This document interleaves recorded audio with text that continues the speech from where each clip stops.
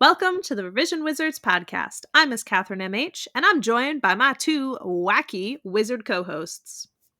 I'm V.E. Griffith, and this is episode number 56. And I'm Lon Varnador, and we'll be talking about how to keep and use notes while writing and editing. Woohoo! So let's start with when we're writing our own books. Mhm. How do you take notes? So I'll ask you guys, where do you take notes when you're writing? That's what my writing is. I take notes in Scrivener. All right. So we've got a Scrivener, evil. We have just writing the book. And I will take notes anywhere on anything. So if I've got paper near me, I'm writing it on that paper. And most of the time, my notes aren't things like, hey, this is a section of the book. It's like random brain ideas that pop up. Or I'm doing that, word scramble thing where you're explaining to someone your book and you're writing it down on a page and it doesn't make sense to anybody who's looking at the page but you. Mm-hmm. Oh, yeah. And then 2 weeks later, when you come back to your note, it doesn't make sense to you either. You're like, what? I have one of those pages. And it's got math equations on it for my sci-fi, which is how I went through and figured out all of the equations to make sure that my ship was scientifically viable. And I went back because I was going to change something on the ship, be like, I wrote that equation down. No, I didn't write the equation. I wrote just numbers on the page from when we put in the equation on the computer. Oops. So it sounds to me, Ms. Catherine, like your note-taking system doesn't actually work. It does because I'll remember the stuff. Eventually. Because I've written it down. But if you're getting incomprehensible numbers that don't help you, how does that work? You had to redo all the work. Oh, no. So I know what the numbers go to. It's I wanted to change the dimensions of the ship, so I wanted the new numbers, but I don't remember the equation I used to get the original numbers. Yeah, so it doesn't work for you. You have to go back and do that work again and find that equation. No, I just made the ship stay the same. I was like, "It's already the size of the Empire State Building. I don't need to change it any differently." So, Lon, how do you keep your stuff organized? Organized. Organized. I literally just write. As I'm writing, if I get some idea for, this is how something's going to go a little bit later on, I'll just sort of hit page break and then write that. And if I need to, I can go back and I'll start working toward where those ideas might come together. And if not, then I just sort of skip both and go on to where the story sort of goes in my head. That's all first draft stuff. So it's like, and yeah, I mean, I do have a large amount of just half written, scribbled notebooks everywhere in my house. Like, if you look, there's probably every notebook has probably at least a half dozen pages written in it, and they'll be numbered for the most part. They'll be like dated, and sometimes it'll be years. Like I found one little book, one thing here, one little crest journal thing that starts in 2021. Nice. And then in 8/2021, and then 1/26/22, then 11/27/24, and then the most recent is 2/24/25. So, yeah. Sounds like quite the system. Oh, yes, it's very much an ideal situation for me. What about you? I only write about one thing at a time, so I can keep all my notes in Scrivener. I've got a research folder. Yeah, I know you love Scrivener. I keep a research folder in Scrivener, and it's got things like written notes that I have made. It's got pictures that I've used for inspiration to depict my characters or their environment. Scrivener also has its own note feature, so I can add a note to an individual scene if I want to and attach it to the scene. I can create versions of the scene. So as I edit, I make a snapshot. I have the old version of the scene. I can roll back if I want to. I can move forward if I want to. I can see what changes I've made. The other thing that I make a lot of use of is called inline annotation, which is Control Shift A or Command Shift A if you're on a Mac. And with that, it highlights what I type in red so that it's visually different from my regular typing, and so I can leave a note to myself in text and it stands out, hey, put here a description of whatever, and I can't miss it because it's red. But the nice thing about that is I can, when I go to compile, those notes automatically fall out. They don't compile, they aren't included in the Word doc when I compile. So I don't have to go back and take them out. I can just leave them if I want to, or if it's incomplete, if I forget one, if I miss one, then the description won't be there, but there won't be a note saying, go fix this that the reader is going to see. But isn't there some, like, master document you could have with with either Scrivener or when you put it into a text file or something in some, like, master file that you have that has all of the notes and everything, and I think in Scrivener you can export the notes individually, okay. or you can export the notes. I don't like to do that. I'm trying to move away from keeping lots of separate things. So if I make a note about something, I want it to be attached to the main work because otherwise I just wind up with too much crap everywhere, and that really messes with my ADHD and my OCD. I want it to be nice and organized and attached so that I have one place for everything. I even use my Scrivener project to hold the video recordings of my sessions with my editor. Huh. So my Scrivener project is quite large because it's got all these videos in there, but everything is in there. If I want to watch those videos, I'll put it in there. When Miss Catherine reads my manuscript and we record her, our discussion of her comments, then I'm going to, put that recording into Scrivener as well. So everything is all in one place. That way, if I lose the Scrivener document, which won't happen because I'm so anal about backups, but if I were to lose the Scrivener document, I'd lose everything, and that would be fine because then it would be out of mind, and I wouldn't have dangling bits everywhere. You know where you could have a master file with all notes? Oh, Jesus Oh Christ. God, Oh god. In OneNote, the place OneNote. that I also Yeah. keep all of my master notes for. I could, but I'm not going to. Without it, I would not have the space opera notes that I need. Minus that one page that has the scribbles of it from my, attempt at math. See, but if you used Scrivener, you could have it right next to your text without having to switch back and forth between windows. Yeah, I can just make a little text box right next to all of the stuff I'm working on and leave myself a note. And I can draw an arrow to it and highlight it. You're hopeless. Wow. Yeah. Yeah. Yeah, a little bit. Alright, so that brings us to Huh. another question. When do you use your notes? When doing a second draft. That's typically when I break them out.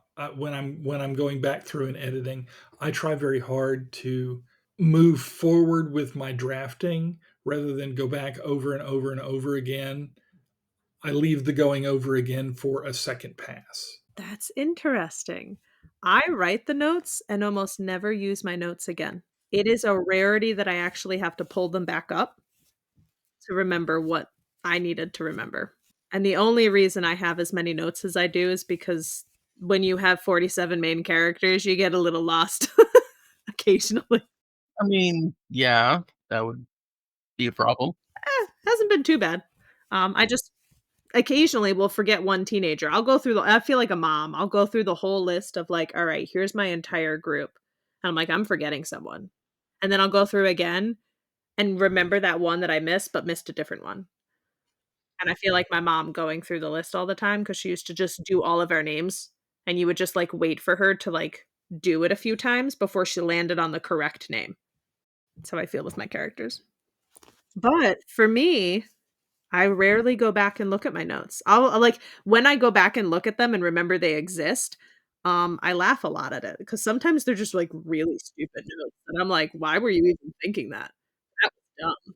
Yeah, I can see that, but at the same time, I would prefer to, like, write my notes and pull them out or essentially have them as I'm doing the second edit or doing an edit, and even if it's like, "Oh, that's a stupid idea," but it might give me a better idea for revision.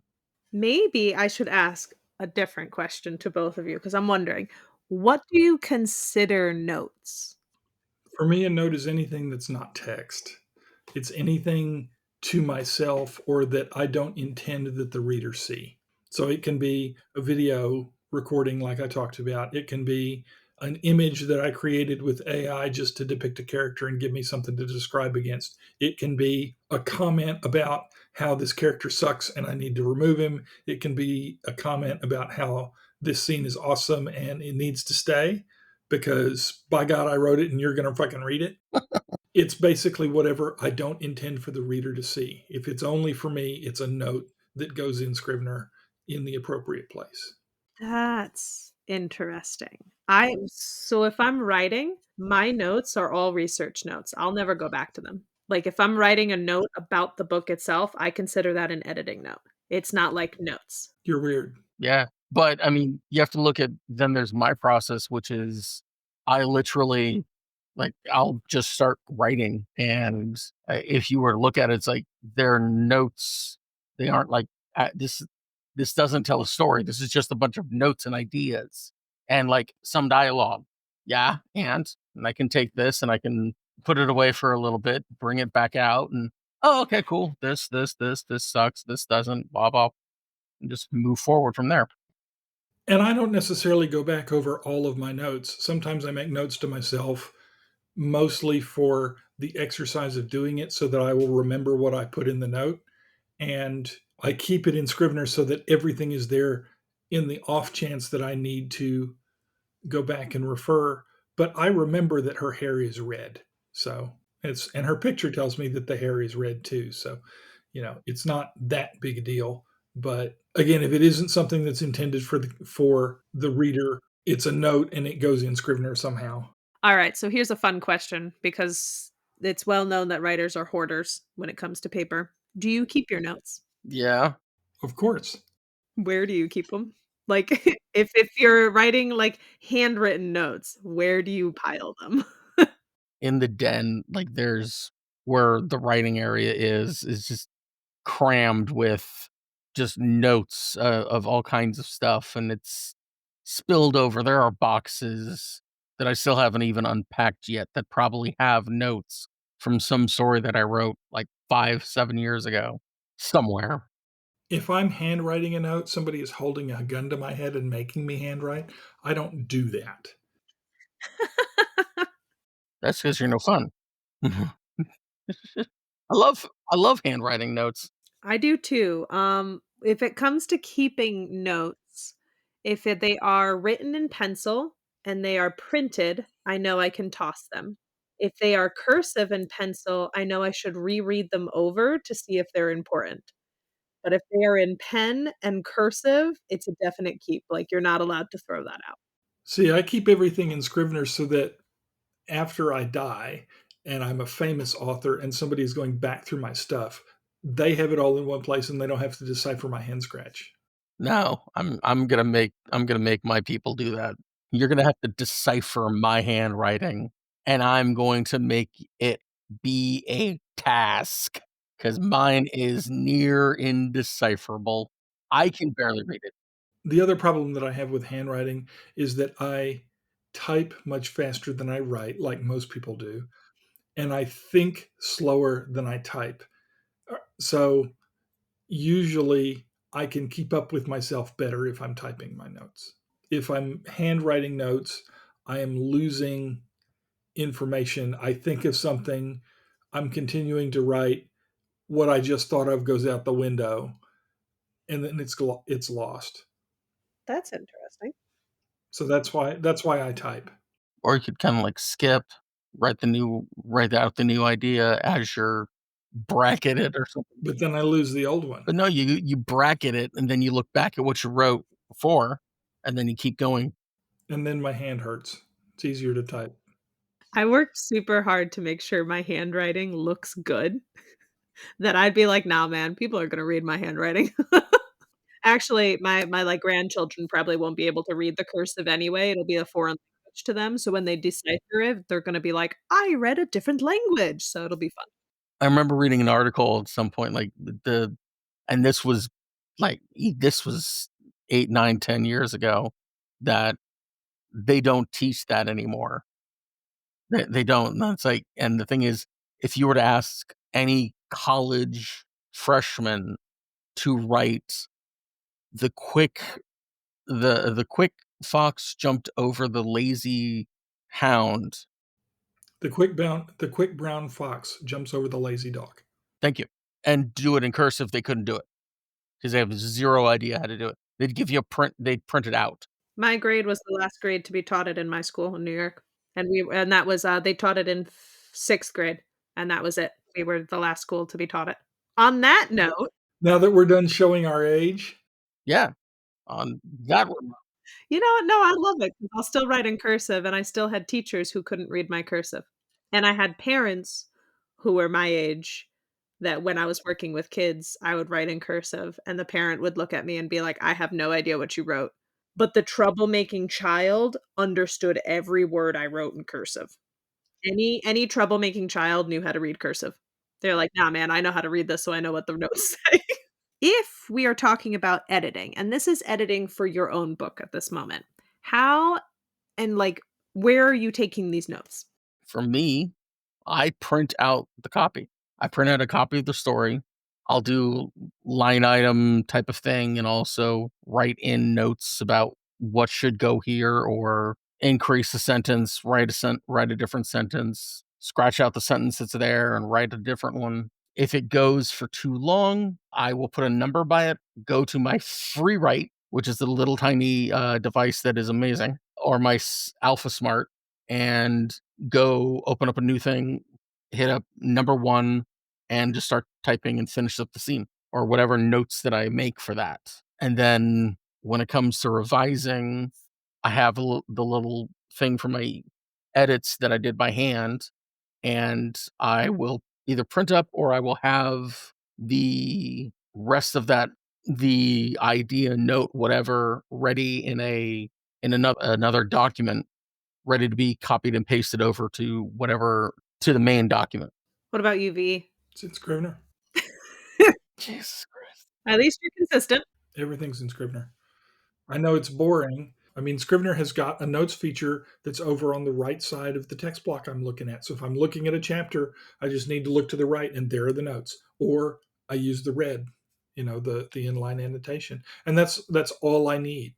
Those work well. If I am transcribing a note from a reader, like the notes that you might give me, Miss Catherine, or like Kim Lark might give us, our friend of the show, Kim Lark, I'll take your notes and I'll copy them into Scrivener so that your notes are available to me and I can look at them without having to keep Word open and Google Docs open and so that I just have everything all in one place right there.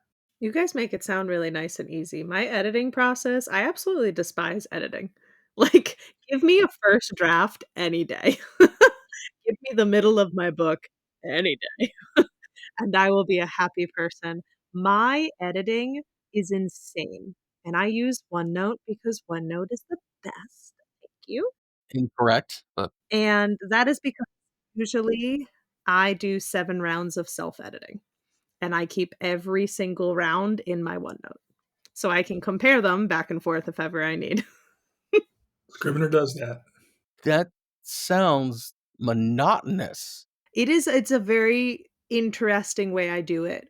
It used to be I would print the first draft, like, once it's done, I would print it, but then, now that my, like, computer, I can handwrite right onto it, so now I don't need to print it as much because save some trees, but I have a highlighting code that I go through, so I don't even need to take notes anymore, I can just highlight and I know what the color code means. So, blue is delete.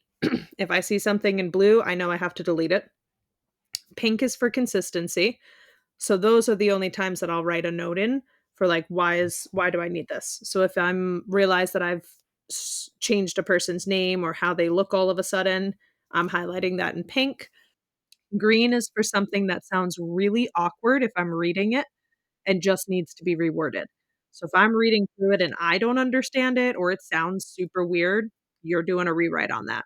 Orange is for I need to, weirdly enough, like, check a note on something, or I need more research on this because I do like to add historical research and things like that into my books. So I'll mark in orange, check this for, like, any of that research information you need. And then yellow is I really like this, or I made myself laugh, and I really enjoyed this part. So I like to throw occasional of those in there because I like to feel good about my writing.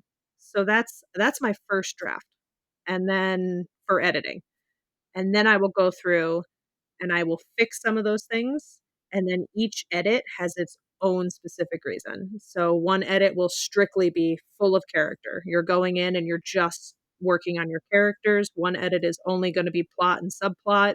One is going to be completely just passive voice. One is strictly world building. Then one is gonna be you go through it and make sure everything looks good, send it off to an editor, get it back from an editor. Here's the new version that you have written. Now send it off to a beta. Any new copies? There's your new version. And after your proofread, here's your final version. And all of them sit in my OneNote. That sounds painful in OneNote. That was painful to hear, like, just what? It makes sense though to me. I mean, if it works for you, that's fine, but I just see it as that's insanity. Just oh It's god. also why I learned to hate the beginning of my book because 'cause I've read it the There you most. go. But that is how I keep the notes for myself.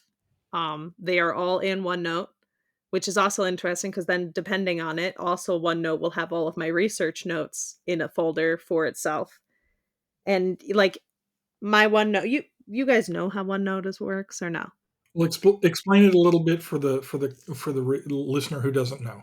Okay. So OneNote is like having a 5 divide notebook or a binder, and you can set up a section in that binder that has like a tab. So you would have that little tab, and now you have all of these pages. So in that tab, I will mark it as draft 1, and then I add a page for every single chapter. So if I have 80 chapters, I've now had 80 pages in there of every chapter. Then I will add the second draft as a new tab, and I will do the exact same thing again. So once I've edited chapter 1, now it's in the new tab and under a new page. So that is how I keep all those notes. So I can go back and forth and pull them up side by side and go, "Yep, this looks good." However, I do all of my editing in Word or on Google Docs and then copy and paste it into OneNote. Yeah, I do first draft stuff in Scrivener. I edit in Microsoft Word because I can't in Scrivener after the first draft just because, um, 'Cause it's evil. Makes sense. it's not evil.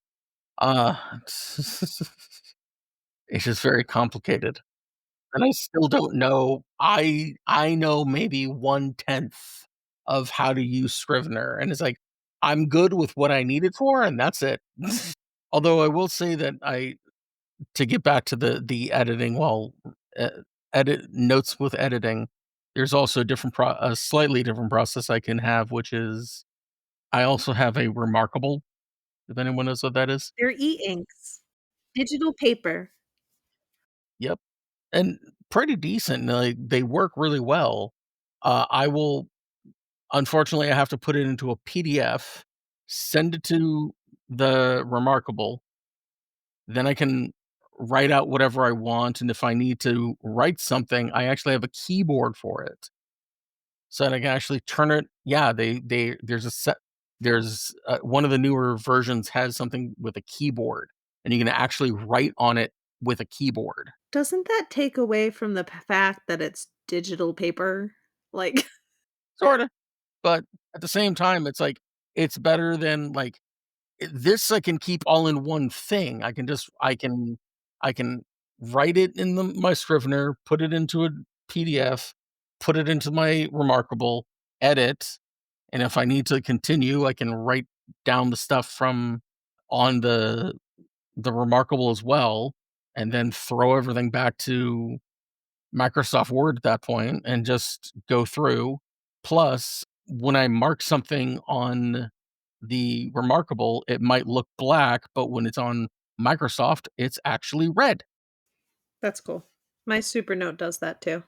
If I'm doing something like working through a workbook from our friend, the dialogue doctor, Jeff Elkins, will put that on my iPad in PDF, and I have a pen for my iPad, so I can see what I'm writing in color when I do it, and then I can move the PDF back and put it in Scrivener. I really like doing it on my iPad. The only downside to the iPad is that it doesn't last near as long as something like a Remarkable in terms of battery. The battery life on it is not Remarkable. I can leave out for weeks, come back to it. It's like, oh, it's only like a few bars down. Like with the iPad, if I leave it overnight somewhere, it's like it's dead the next day.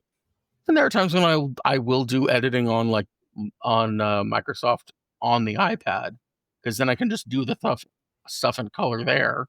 But that's a whole like Microsoft Office thing, which is just weird. And sometimes I can't get into the other things that I wanted because they're under a different name or something. And it makes no sense because like it's still my account, but whatever. Well, does that about cover it? I think so. I think so. Okay. Well, what we've learned today, I think, is that there's two right ways to do it and one wrong way to do it. Right, Lon? Yes, exactly. OneNote all the way, guys, not Scrivener. Nope. Nope. Nope. Sorry. Two against one here. I don't know, you don't even use Scrivener for the whole thing anyway. So here we go. OneNote and Word is the correct way. See, 2 of us are using it. I don't use OneNote. Shh. All right, the word part.